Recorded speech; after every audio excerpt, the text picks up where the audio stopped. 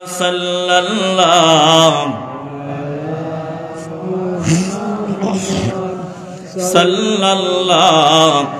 আলাইহি ওয়াসাল্লাম।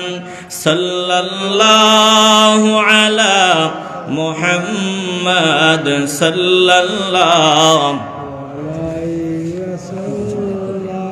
মাশাআল্লাহ মাশাআল্লাহ, সকলেই বলি আলহামদুলিল্লাহ।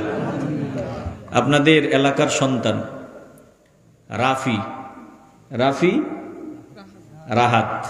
রাফি রাহাত মাশাআল্লাহ, আল্লাহ তাআলা তাকে ইলমে আমলে উভয়ের সমন্বয়ে কবুল করেন।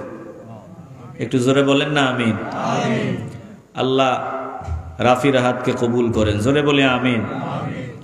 তো তার যত্ন নেওয়া দরকার। আমি বলেছি ভাই আমাদের মতো আলেম হইও না, আমি বলতেছি ভাই আমাদের মতো হইও না,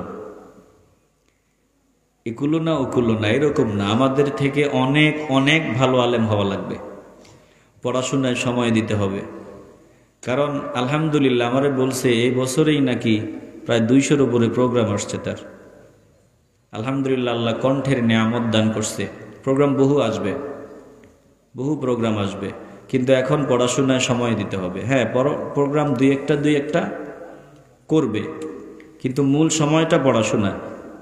আল্লাহ তাকে পড়াশোনায় মন দেওয়ার তৌফিক দান করেন।